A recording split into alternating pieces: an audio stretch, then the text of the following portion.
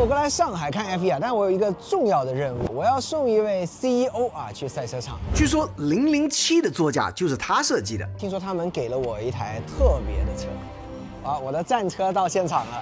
这是中国第一台啊马丁的旗舰跑车 Vanquish 啊，来个一键3连不过分吧？作为开箱大使，还挺荣幸的啊。哎，如果副驾是头哥，那就更好了。蓝色内饰哦，当然是左舵的啊。其实英国呢是可以上左舵的，看到没有？英国车牌的这个车呢是办了临时入境的啊。中国开外国车呢，你需要一张临时入境的手续。其实我们之前记得在海南跑拉力赛也是靠了这一张啊，然后在海南就可以通行入途了。啊，有些朋友呢可能不太知道啊，因为马丁的旗舰车型呢，有时候名字叫 Vanquish， 有时候叫 DBS。那这台车啊，你可以看到，其实它就是把 DB12武装到牙齿的样子呢，就变成了这台 Vanquish 了。这台车呢，就是它又有一种很坏的人的感觉，但是它又有一个很好的 gentleman 的感觉。怎么能把坏和好混的那么自然的感觉？我哋喺度幾改勁壞，但係睇個比例，佢又勁型喎。比较低调啊，再没踩起来。它好复古啊，这个尾巴。而且呢，不一样的是 ，DB12呢现在都是 V8 的，这台呢 V12，835匹的马力。就是电车都去到1000多匹了，其实现在油车要玩的呢，都玩 V12。死啦，識唔識開微商咧？豆話先，呢粒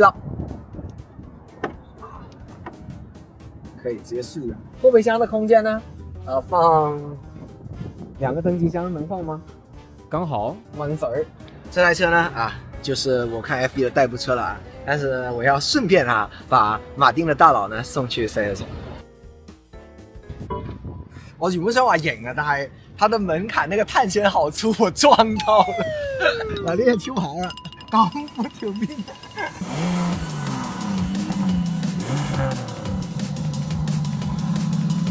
你知道吗？一般蓝内我都会觉得太骚，很难驾驭啊。但是这个马丁啊，你觉得在这个 Vanquish 里怎么一切都那么和谐啊？好帅啊，这个内饰。果然啊，就是开超跑呢，就是要这种独一份的感觉啊，越稀有啊，这种感觉呢是越尊贵的啊。马丁最厉害的地方呢，就是能把那种碳和皮啊，就是把这个很多碳的东西做得很豪华的这种感觉。看调最低可以多低？喂，降低。哇，好低，正啊！哇，凹进去，哇，正，坐到浴盆里面开车一样的感觉，哈，哇，好正啊！一进来啊，那种战斗的感觉呢，就好像比 DB12战斗了好多啊。它保持了 DBS 原来那种很威猛啊、很激进的感觉，但同时它又有了一份复古和优雅的味道。像 Valkyrie 啊、Valhalla 那些，完全就是为了这个性能、为了空气动力啊、下压力那些去做的。那这些 GT 的超跑呢，其实它要做的事情呢，就是如何让自己显得更帅啊，这个才是他们的任务嘛。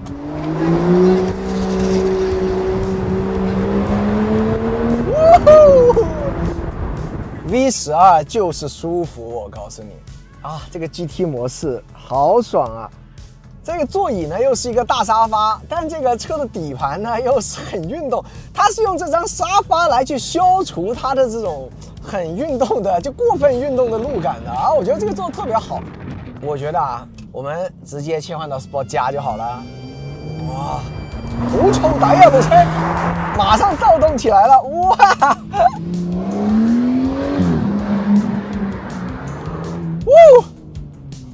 而且800多匹的动力呢，你也觉得就够了，日常开就够了，不需要过1000匹，因为它扭矩已经去到1000牛米了。其实有很多人呢会说啊，这个 GT 就不是超跑，但其实超跑它不是一个跑车的分类啊。跑车有 GT 跑车，有赛道化的跑车，有敞篷跑车 Roadster， 但超跑其实是一个统称，是说有超大的马力、超级的品牌、超级贵，这个呢它就能属于超跑的范畴了。但当然啊，就是无论你怎么说，超跑呢它一定要跑得足够快。所以呢，如果你觉得 DB12呢不够超的话呢，啊，这个呢就是它 Vanquish 存在的意义了，它让一台 GT 跑车变得非常的 super 啊。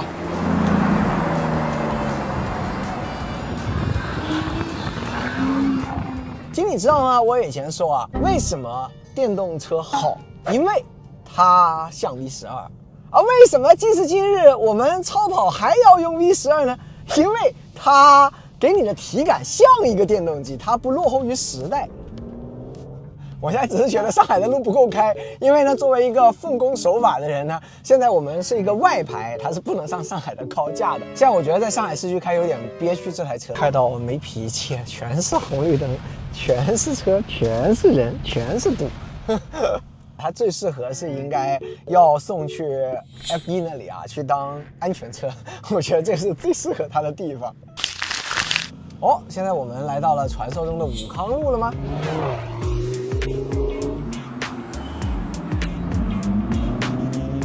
我只用 M 档哈，看看有没有人认识这一台 Vanquish 啊？哇，回头率还挺高啊，毕竟 V12的声音还是挺标志性的啊，这个车。啊，印度的友人也看我们这台车，他们都觉得一个英国车牌很神奇，你知道吗？很多人向我挥手了，都已经，哈，马上拿起手机，他手机都摔了，印度人，他要拍这个车，手机摔了，很离谱。哇，好大阵仗哎，这里现在大佬在这里啊，好多学生在这里合影，然后现在他们先看看这个车，大家都好好奇啊。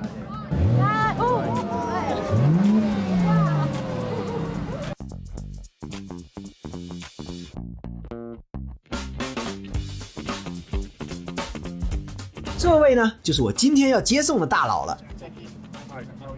这位大佬呢可不简单啊，阿斯顿马丁呢近20年很多车都是他设计的，包括我们今天开的这台 Vanquish。可以说近年阿斯顿马丁豪华运动的属性呢离不开它的设计。Like people is really curious about the naming of Aston Martin because sometimes you call it a DBS, sometimes you call it Vanquish. Well, it's Vanquish because this is a new platform. The last generation DBS, it was the V12 version of DB12. Yeah. But this is a new platform with a different wheelbase, completely different layout to DB12 and V12, new engine, etc., etc. Okay. So Vanquish is only ever when it's a new platform car. Okay. 所以今天呢，要跟他详细聊聊什么是好的设计。And so your base is Shanghai, or? No, actually, I'm based in Guangzhou. Ah. Have you been to Guangzhou before? Yes. Yeah. Because of the motor show, right? Yeah.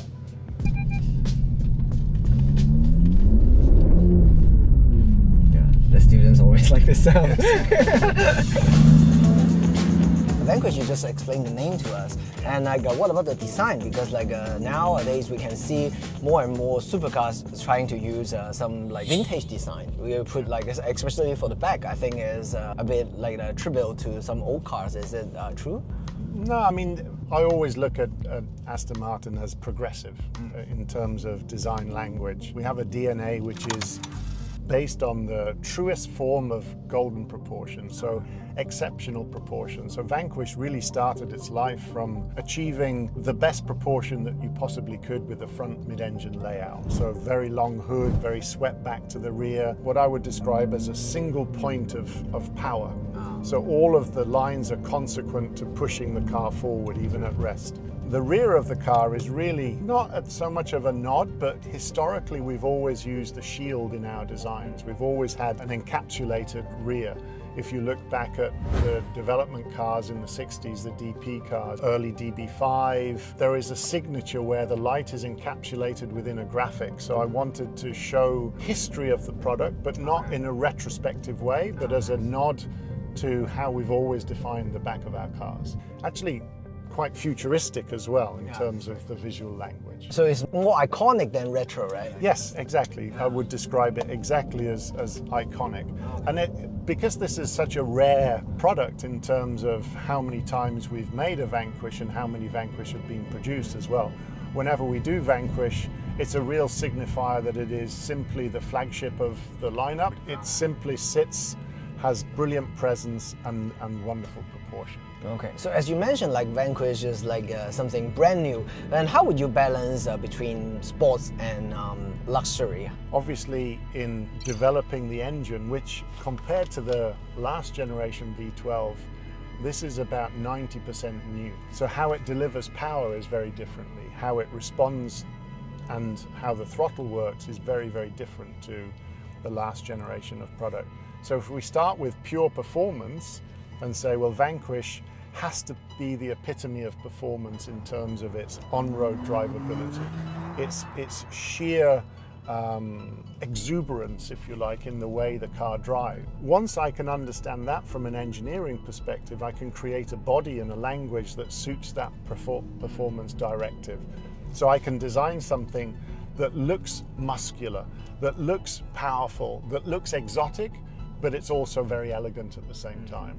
Because the true power of Vanquish is that you don't need to drive it like a hooligan. Exactly. You can drive it easily, but if you want to put your foot down, as you've experienced, you can pull a wheel spin in second gear. Yeah, this is exactly what I felt with the Vanquish, but it's a pity that I do not have the chance to put my full throttle in Shanghai. Yeah, I still have to try it later.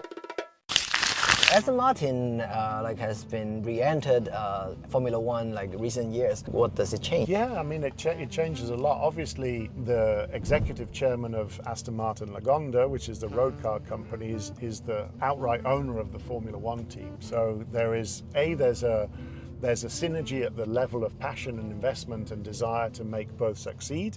In Silverstone, there is a brand new factory with a brand new wind tunnel and a brand new series of experts in the field of high-performing materials, high technology materials, innovation in product development. So these are the non-obvious sharing of information. How do we use carbon fiber? How do we utilize carbon fiber? How do we make carbon fiber most effective for us? And Vanquish is an all carbon fiber body. So bonded aluminium tub, and then the whole of the body is in carbon fiber. So the entirety of the product is a carbon fiber tub. Then we can use the aerodynamic knowledge. And sometimes we need to deploy aerodynamics to give a visual language, like a Valhalla or a Valkyrie, and the clear delineation into those products where you can see the aero. But sometimes we use aero to make a body smooth, to incorporate aerodynamics. And as we said at the iconic rear, all of the aerodynamics and the downforce is incorporated into the ducktail on the car. So there's a direct learning from the Formula One team, the knowledge they have, and in fact in Valhalla, the tub itself, so the crash structure and the aerodynamics is co-developed with the Formula One team. So Aston Martin Performance Technologies has co-developed that car with us. So which one would you think is harder to design, for example, a race car on road, Valhalla and Valkyrie, or to put performance into a road car like this? I mean, for me as a designer, they're both challenges I enjoy. Hard is not something that is a designer that's a challenge. It's a challenge, right. And it's a beautiful challenge. It's always a way to innovate, to recreate, to make something iconic. I think that the greater challenge is always to apply performance downforce without wings, without deploying aero sections. So always to integrate the language of aero into a body so it looks elegant is always harder. So a street car should look straight. Yeah, and it's more finite, isn't it? So if we look at James Bond, when he's wearing a dinner suit, you still know it's James Bond. Clearly when he takes off his shirt, here's an athlete. This is going to go brilliantly. I know. But in a dinner suit, you have to know it's still James Bond. So this is wearing its dinner suit. And the aero car is without its suit. So it's very obvious and very clear. Whereas here it's more subtle and more elegant, more of a reduced dynamic, if you like. Oh, okay. So a street car with big wings is like James Bond wearing boxing gloves. Yeah, right. That's exactly the analogy. There are no boxing gloves here, but you know instantly the capability of this car. You don't have to prove yourself. You don't have to prove yourself. This is understated, elegant. This is a connoisseur's driving machine.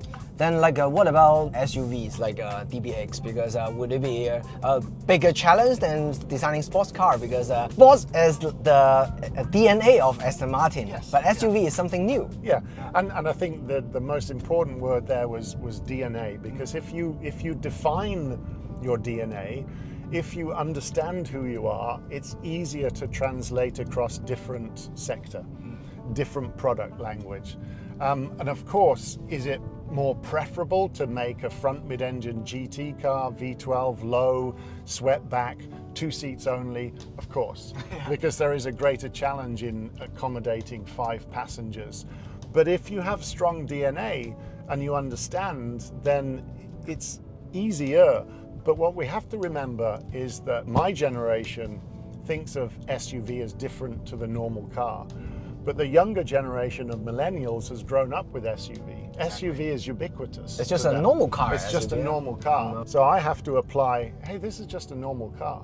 But what I have to do then is make sure that the DNA, the language of our brand, sits over that product. And how to make a normal car look sexy, actually. Yes, yeah. But we have great benefits there because our cars are typically wide. They are typically lower in class. We have a lot of pressing depth, or the ability to create shape between the glass plane and the wheel arch flat, because we are producing, we're not pressing cars in the same way. We're producing either carbon bodied cars or deeper draw aluminium fenders, etc. So we always have a benefit in that respect. You know, if I took the Tesla here, the difference between the rear glass and the rear arch is probably about 120 millimeters. We probably have something like 190 millimeters. So we have a much wider car versus the rear glass. So that's why it looks much more sportive than the other SUVs. Again, you're able to emphasize the physique of the car, and our cars have a physique. Part of the DNA, the language, is that built for purpose. So if you mentioned a boxer or boxing gloves, if you see a boxer in the physique, you know what they're going to do. You know what their sport is. If you see a sprinter, you know what their sport is. If you see a ballet dancer, you know. So it's about generating the form and the shape which is appropriate to the usage of the car, which is why this is, as I say, it's more elegant, it's more of a noble statement, if you like, whereas the SUV, the DBX, is more agile, it's more about adventure, it's more about this kind of cross-purpose use, as it were. But you have to have the core elements of beauty and DNA. Okay, I see.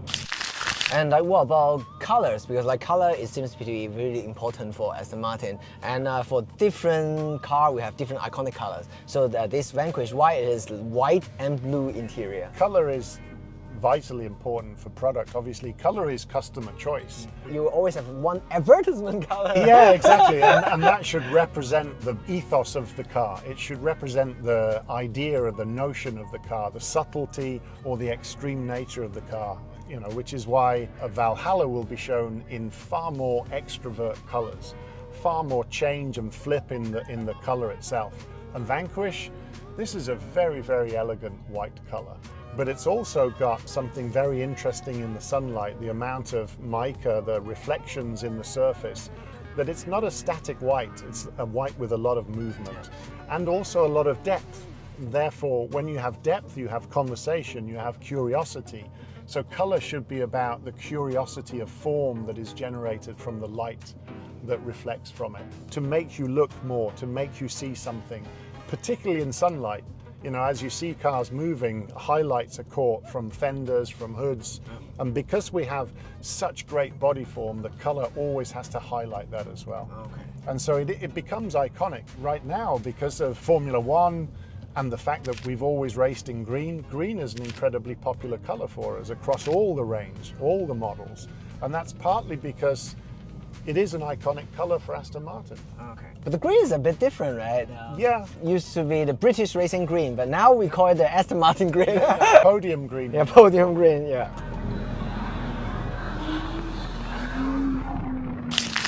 You can get a coffee soon. Are you still suffering from jet lag, or? I am, yeah. We only arrived this morning. Okay. So, but you know, it's worth it. To be driven around Shanghai by yourself. The car is quite wide, actually. It is. It's wider than it looks, you know? Yeah, it's to put the power down. Yeah. You know, you've got a lot of horsepower here. Especially for a rear-wheel drive car, it's better to be like this, to unleash the V12 engine. Yeah, absolutely. But call me a good driver, I can just plug it in one. So let's get some coffee? Okay, let's go. 好闊啊部車，你看。 But I mean, this is important, you know. As I was saying, all of our cars have this amount to play with the body form, and this is a one-piece carbon all the way to the front. You know, oh, this is so sexy, you know, this part of the Vanquish. It makes it like stand out of the other Aston Martins, yeah, okay. So how often you come to China? Probably twice a year, yeah. I mean, I'm a professor at Tongji University Oh, I see. as well, so tomorrow I do a lecture for the students. But do you often go to F1 races? Yeah, but well, Half of them or less? not quite half, less Okay. than half, maybe 6 or 7 per year. I see. And then I like to go to places where I can gain some insight, some knowledge, some inspiration. So obviously coming here is always important. I may go to Singapore this year, obviously the UK, but we'll travel out to some of the distant places. So what would you like to have? I would like a double espresso. I would just have an ice americano. 但是聊着聊着，他突然间跟我聊起了面前这台咖啡机。 Design could be improved a lot, but the way it makes the coffee is one of the best in the world. So tell me, like, how would you improve the design? Oh, well, personally, I think some of these curves are a little bit retrospective. Okay. So it looks a little bit Art Deco, and it's not very well integrated. I understand it because their chassis, which is this, which solidifies the design. I personally would integrate it a little bit more. I would do carbon fiber and do a very different chassis design for here. The internals are exceptional because of how it, and we'll taste it, how it makes the coffee. But So you are not a huge fan of like retro design? And actually here, imagine, so my watch is made from reconstituted carbon, so crushed from a Formula One car. So this is all made from Sebastian Vettel's Formula One car, front nose cone. You see even the green flecks in there. So imagine taking recycled carbon and producing this piece as either a printed or 5-axis machined. You could make something so cool. Okay. And my question is, how many watches could they make out of that? Well, here I think we made 306. So you could take more of the car and crush it. My point is that you could do a material that looks less industrial here and more, because you have an incredible material that comes out, the process it goes through, grinding, the knowledge, and then you have this rather crude chassis. I just think everything should have an elegance to it. Designer DNA is like integrated in like every part of you. Everything. Everything annoys me. So when you see anything like it's like okay, it's Oh yeah, good design. everything annoys me. Quality as well. So you know, like I would never. So here a shut line, right? And look already, this is the natural material, but it has a mistake. So it makes it look like it's chipped. And because it's right in your eye line, so I would have had this joint lower down. So that your eye is not looking on, it's apparent. Less apparent, yeah. So I think design can improve so many things. See, like the floors are all Yeah, yes. Yeah. Yeah. yeah. When it's up there, you don't see. You don't see it. Yeah. So I would have shifted so that that band is much lower down. Okay. So would you say you're a man of perfection? Yeah. Yeah. When something doesn't work, I get very frustrated.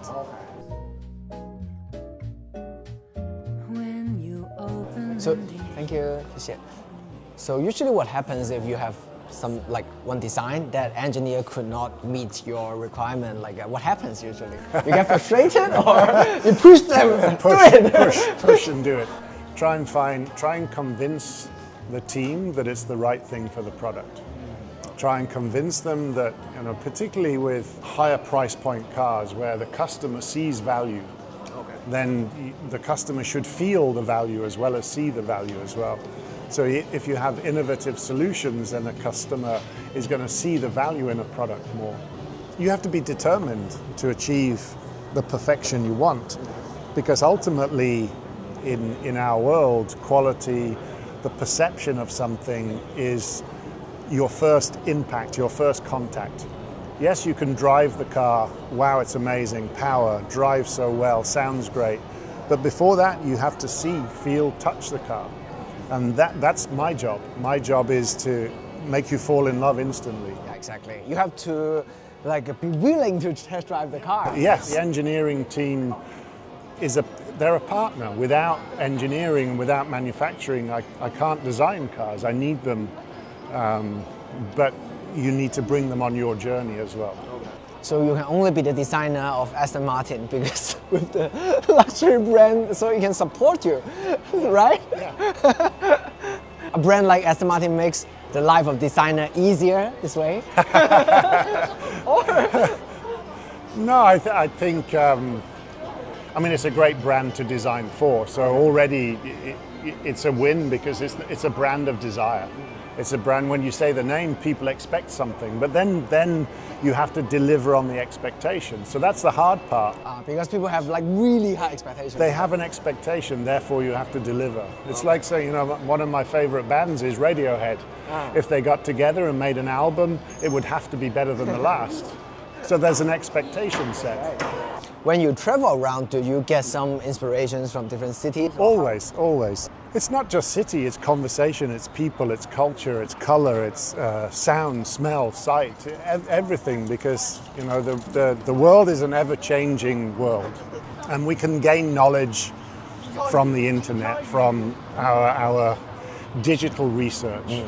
But the digital research can't tell me how the sun feels here, the nice cool breeze, the coffee I just had from a Slayer machine with this is a memory, it's an olfactory memory, and I think that inspires. Every time we have a memory, we get inspiration from something. So I think travel, meeting people, conversing, and always relative. Obviously, it's very relative with yourself, and it will be relative later with consumers and customers. But I think just color, sight, sound, the different combinations are done so differently everywhere on the planet. You know, even the way these trees are cut and the color of the trees now without leaves, it is, you know, this is an inspirational city. I always feel like I'm coming to the future when I come to Shanghai. And I think I've been coming here since 2007, so have seen the change through that time as well. Have you seen the movie Her? Yes. Yeah, and it's shot in Shanghai, so it looks really futuristic here. Shanghai is a high fashion city. You know, it's a very young city, and there is a clear youthful wealth. There is also a little bit of an extrovert view, but sometimes a very introverted view and style as well. But it's a very vibrant city, and I think therefore color should be vibrant. You can be more exotic, you can have a different take on the elegance. Like white would be quite normal and standard, but the bright blue interior, now that's a Shanghai car for me. 所谓听君一席话，胜读10年书。在 F1 开赛的时候，世界很多名人大佬都会来到现场，在跟他们交流的途中，能学到很多宝贵的知识。所以其实 F1 除了看比赛以外，还是一个与各种领域车迷去交流的一个机会。